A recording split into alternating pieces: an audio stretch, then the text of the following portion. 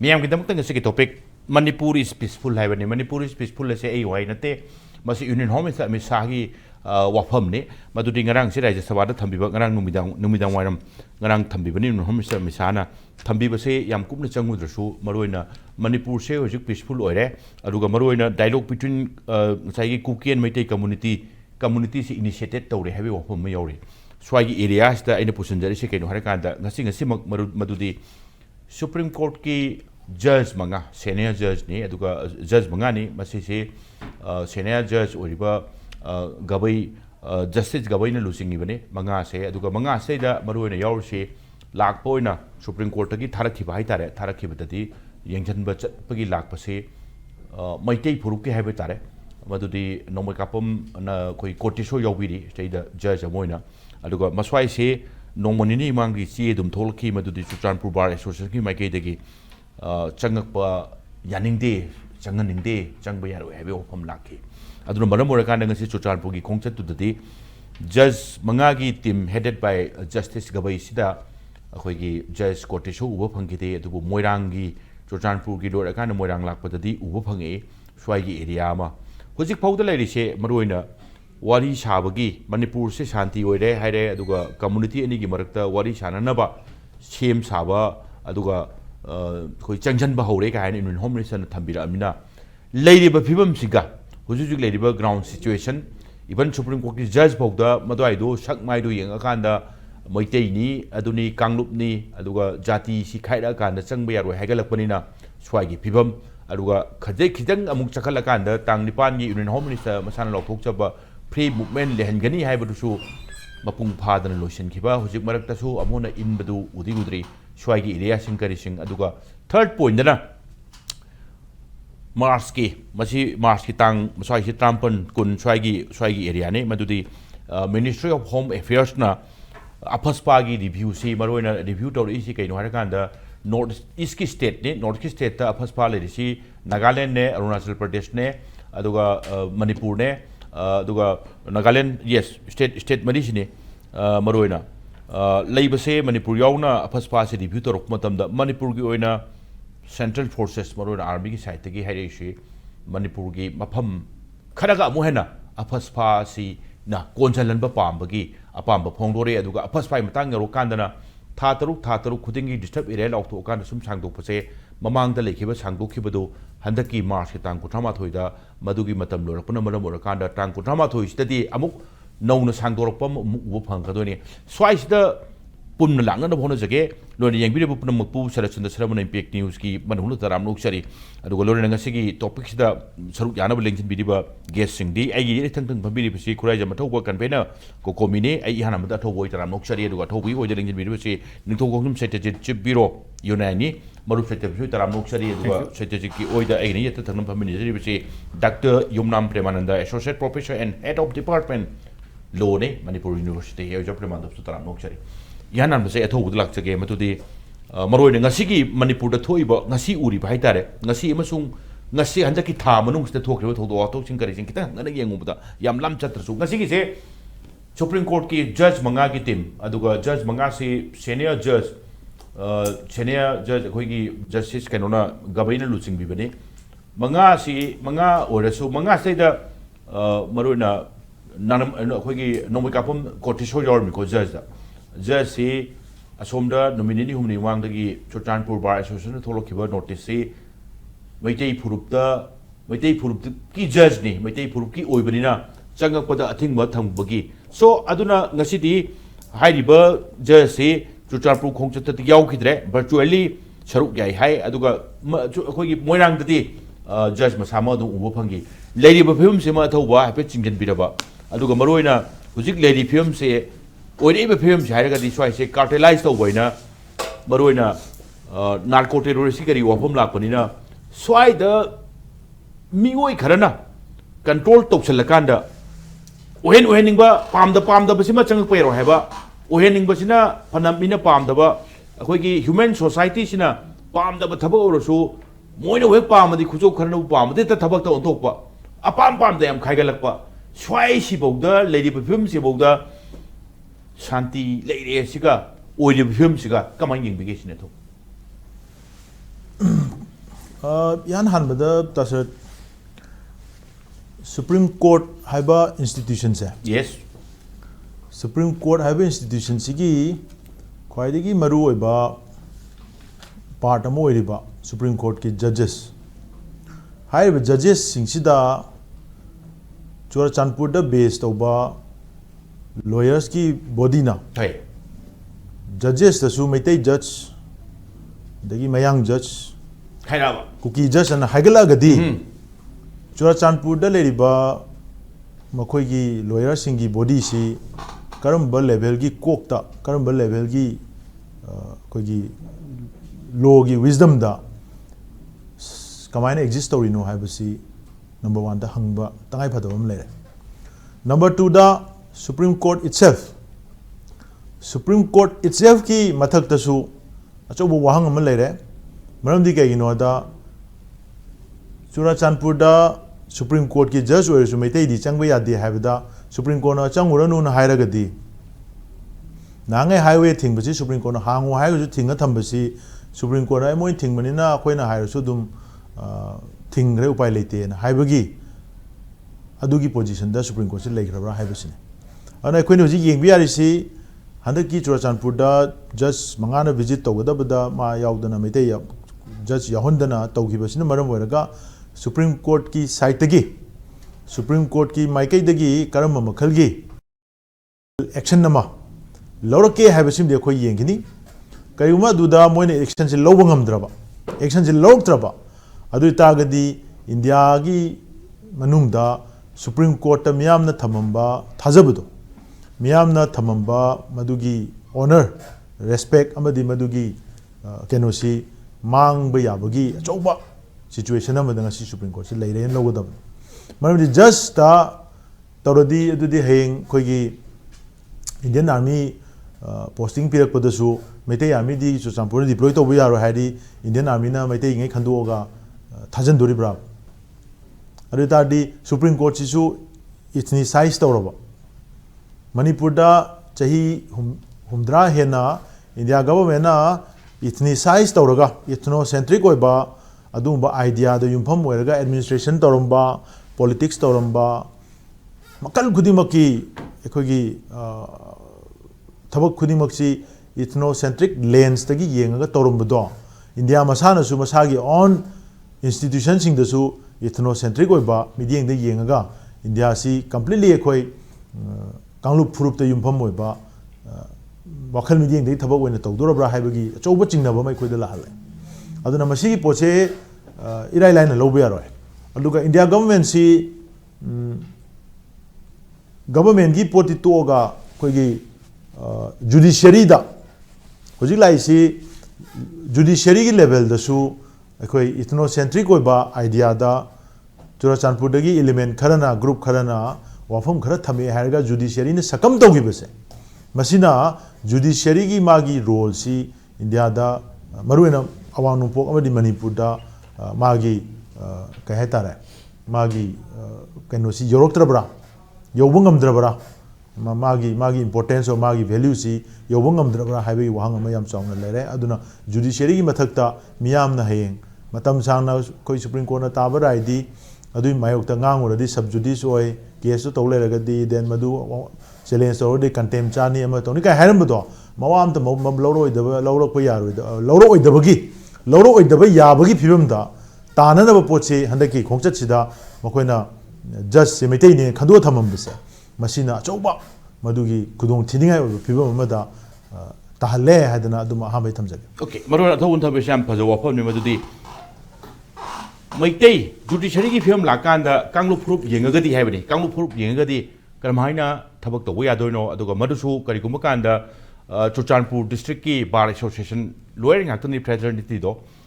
makhoi gi wakhalon do marona changba yaro hegal agadi maswai gi area si kayam lusalaki ase amorom da haide yam khana ningai ne aduga marona oili film si yam laibak thibane haibani oja Premananda ihan no question che marona bar association se lawyer fraternity ngakni oja oido se aduga even moi gi site te phok da association gi site te phok da marona changba yaroi kanglu proof khaigal aba swai gi area se lagadi kamain thambini ahanba aduga ani subam dangana athawon thambirak paduma ai chapchan nojora kanda ethnocentric oiba कांगलुप फुरुप Kharna पीब pressure दुदा supreme court मंगा चकनेन तोरंबदो मरी खक चलाबा अदुगा मंगा दुगी मनुंगा अमदी कांगलुप फुरुप one खाइदो अरकांदा संगप यारो हैरगदी मदुगी pressure the Chatap दोंग तौकिबसे लाइबक थीबने हैबने ओजा प्रेमानंद कमाय थंबिनिंग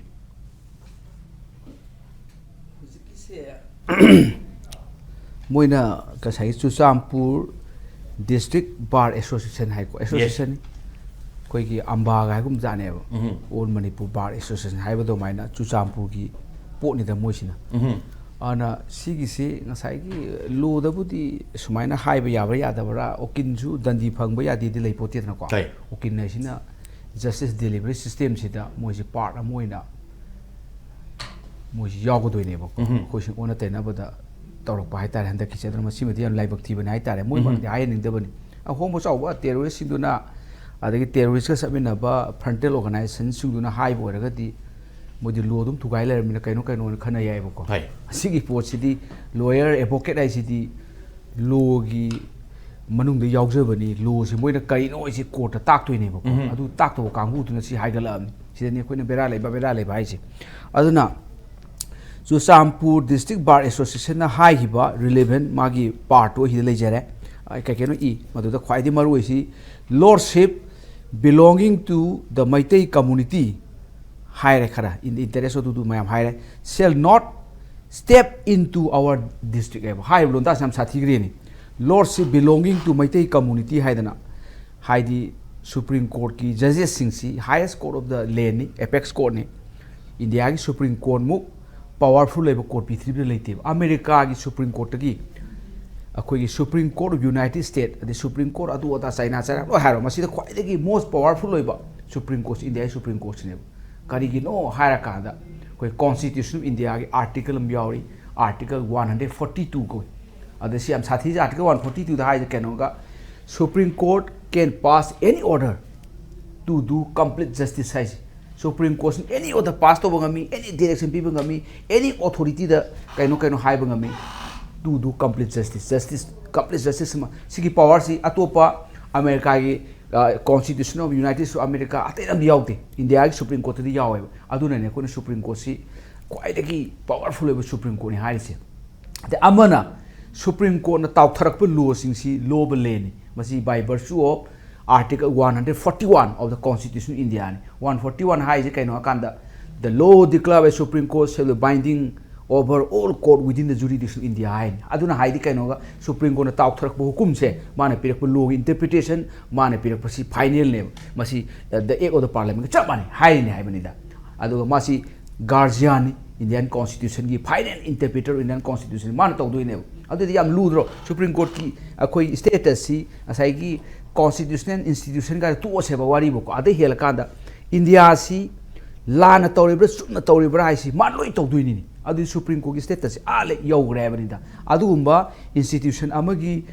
lordship तुबु belong to that community this community अखोइदि नोमति येंगुदि हुजिपुदी मोइन येंगना अखोइदि येंगे अखोइ जस्टिस असाइगी बीआर गारबाई हाइसे गारबे है पार्श्वे गबाई मराठी जस्टिस का भूषण रामकृष्ण गारबाई है सीधी कन ओइरमे आइना तमुबा नागपुर दा प्रैक्टिस तो ओइलरमे अम्बावती दा पोप ओइरमे आइगा चलमदि सि मराठी का लोनरगा नुआयनेबसि सीधी याम नकनरमेबा अब नागपुर बेस तो तौरगा मुंबई हाई कोर्ट की ओर सुप्रीम कोर्ट लापनेबको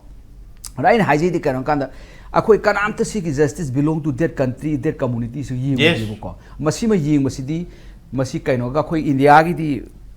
अखोई फोरमोस्ट प्रिंसिपल कइनो कांदा इंडिपेंडेंस ऑफ जुडिशियरी कनामतगी मखादा लेतब इंडिपेंडेंट ओबम चंगेब अदुगनी कोने जस्टिस पिरकदोइसे कनाना थाजद्रसो खोइना सुप्रीम कोर्ट का हाई कोर्ट थाजै कइनो कांदा कइगिदे मो थाजैनो कांदा इंडिपेंडेंट ऑफ जुडिशियरी आइसे जुडिशियरी इंडिपेंडेंस ने कनामते मखा लेते कनामते मोन इंटरफेयर तोबो यारो अदुना मसीगी मोइन हाइरेसिदी मुन्ना यें कांदा इंडिपेंडेंट ऑफ जुडिशियरी हिट तोबो पोट नेबसिदी अने खनबदा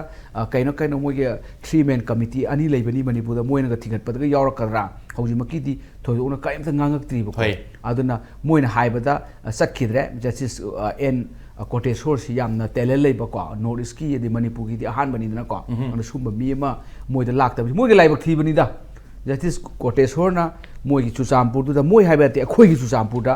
खोंग थम मतम चुचामपुर दु हेन फदुइने कहीं सिदी मणिपुर सनाने मोजी मणिपुर सनाने लुपानी सुम मी मणिपुर मागी चुचामपुर चरु फंगदबसे अदाय लेब मीसिंग लाइबक थीबनी मोइना मतलिब लाइबक तुदी रिलीफ कैम्प लेब मीसिंग राइट टू मतले हाइबनीदा आइना खमदा मोइना हाइबा सगी चुचामपुर डिस्ट्रिक्ट बार एसोसिएशन की सी it hit directly to the principle of independence of judiciary hit to pot ne ko okay aduna maside ne khamada khoina di haining di lem thaganu kai je ko masi khoi gi amana su all Manipur bar association na su ko action ghar lobu chumi aduga masi tumina lebe chumde haidi madugi composition di okin ngaktan oidoi ne ko aduna moi se khoi gi advocate act 1961 am leiri advocate act okin sing practice to pawtok to bodate advocate act pi ba section 38 35 ka to adai du da to ga moi si right to practice before all court in India haidi to ko ne ko aduna advocate act ki makha da action lobu yai adagi di bar council rules ki makha da akhoi gi ethics ki core ethics am leiri advocate ki madu yam so justice si adu community ata community ka tokholak pasi gi pose khoina even bar council India da report am taw chumi adu ga Manipur state chu bar council laibani adu da khoi action ga law chumi natraga di atai homo chaw angang nu bi leidana kon mo mun ta da noi pai ba min hai law da ba mogi reverse kari khoi terrorist group ko chabina frontal organization mayam leidan ITM adu na hairo ga di just kaino high level thodun khan da ya ba ko fai taw na bar association की district अमुगी bar association Kangu ना को अमाइना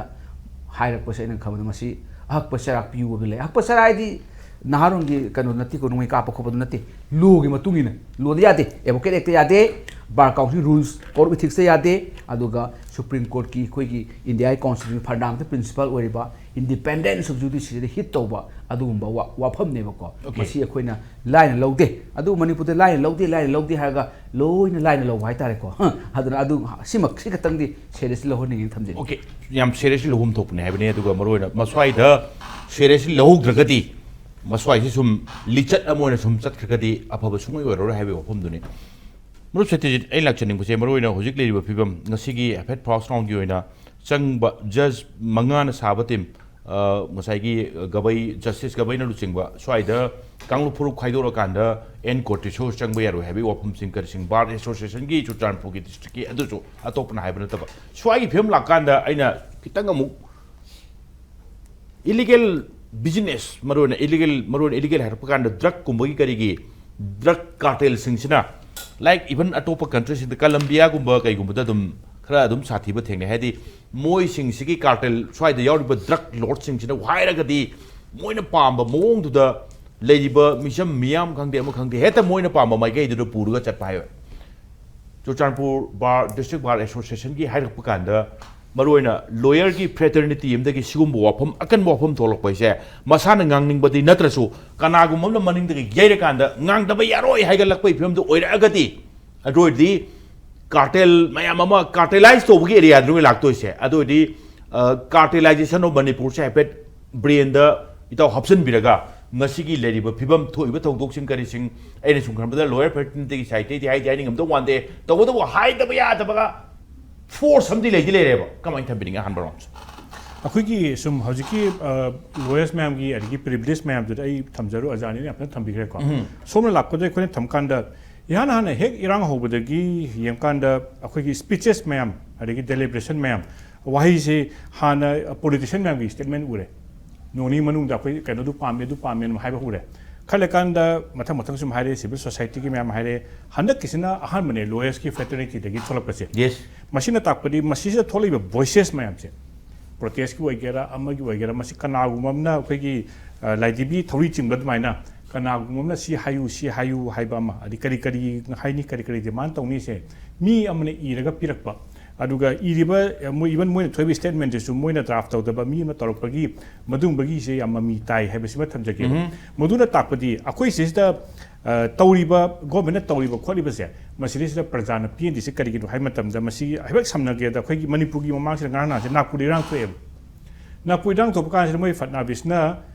अखोगी इरांग chief minister फडनाविसना Mahendra फडनाविसना मान CCTV camera से यंगहलगा रायता तौरीबा police ता खुद थारिबा मयाम दो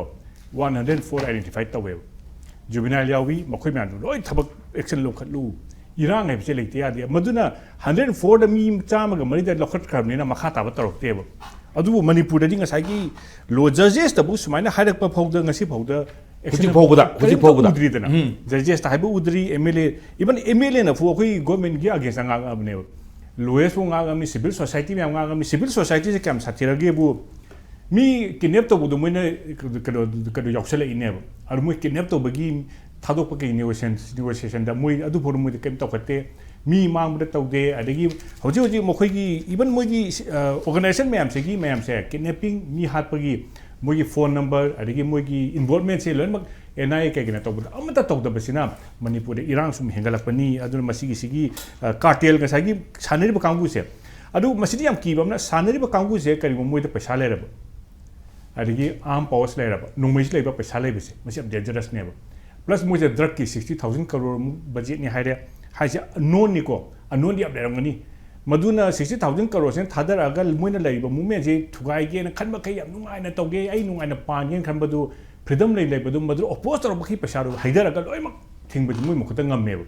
ꯃꯁꯤꯒꯤ ꯃꯌꯥꯝꯁꯦ ꯀ꯭ꯔꯦꯛꯗꯥꯎꯟ ꯇꯧꯔꯛꯄ ꯇꯧꯗꯕꯁꯦ ꯃꯁꯤꯒꯤꯁꯤ ꯈꯤꯇꯪ ꯊꯩꯗꯣꯔꯛꯑꯒ ꯎꯔꯤꯅ ꯍꯟꯗꯛꯀꯤ ꯅꯦꯛꯁ ꯋꯤꯛꯁꯤꯗ ꯗꯦꯕꯂꯞꯃꯦꯟ ꯑꯃ ꯂꯥꯛꯀꯗ꯭ꯔꯥ ꯍꯥꯏꯕꯁꯤ ꯑꯃ ꯊꯝꯖꯒꯦꯕ ꯃꯁꯤ ꯀꯔꯤꯒꯤꯅꯣ ꯍꯥꯏꯀꯥꯟꯗ ꯉꯔꯥꯡꯁꯦ ꯑꯩꯈꯣꯏꯒꯤ ꯃꯤꯅꯤꯁꯇ꯭री ꯑꯣꯐ ꯍꯣꯝ ꯑꯦꯐꯤꯌꯔꯁꯀꯤ ꯃꯇꯥꯡ ꯉꯔꯥꯡꯁꯦ ꯌꯥꯝ ꯐꯖꯅ ꯔꯥꯖ꯭ꯌ ꯁꯚꯥꯗ ꯈꯟꯅꯩꯌꯦꯕ ꯃꯗꯨꯗ ꯑꯩꯈꯣꯏꯒꯤ ꯑꯃꯤꯠ ꯁꯥꯍꯅ ꯄꯨꯡ 4 ꯉꯥꯡꯕꯁꯤꯗ ꯃꯥꯅ ꯃꯅꯤꯄꯨꯔꯒꯤ ꯃꯇꯥꯡꯗ ꯍꯥꯏꯕ ꯃꯇꯝꯗ ꯍꯧꯖꯤꯛ ꯃꯅꯤꯄꯨꯔꯗ ꯄꯤꯁ ꯂꯩꯔꯦ ꯌꯥꯝ ꯊꯨꯅ ꯂꯥꯛꯑꯅꯤꯁꯤ ꯃꯥꯅ ꯑꯦꯁꯣꯔ ꯇꯧꯋꯦꯕ ꯑꯅꯤꯁꯨꯕꯗ ꯃꯥꯅ ꯀꯔꯤ ꯍꯥꯏꯒꯦꯗ ꯑꯩꯈꯣꯏꯒꯤ ꯍꯧꯖꯤꯛ ꯂꯩꯔꯤꯕ ꯋꯥꯔꯤꯡ ꯒ꯭ꯔꯨꯞꯁ ꯍꯥꯏꯇꯥꯔꯦ ꯃꯩꯇꯩꯗ ꯈꯠꯅ ꯍꯧꯔꯤꯕ ꯀꯥꯡꯕꯨꯁꯤꯒ ꯋꯥꯔꯤ ꯁꯥꯟꯅꯔꯦ ꯃꯩꯇꯩꯒꯁꯨ ꯁꯥꯟꯅꯔꯦ ꯑꯗꯨ ꯃꯣꯏꯒꯤ ꯔꯦꯁꯄꯣꯟꯁ ꯂꯧꯔꯦ ꯑꯗꯨꯒꯤ ꯑꯌꯥꯕ ꯑꯃ ꯌꯥꯝ ꯊꯨꯂꯛꯑꯅꯤ ꯚꯦꯔꯤ ꯁꯨꯟ ꯍꯥꯏꯕ ꯃꯥꯅ ꯑꯍꯨꯝꯁꯨꯕꯗ ꯃꯥꯅ ꯀꯔꯤ ꯍꯥꯏꯒꯦ ꯀꯥꯟꯗ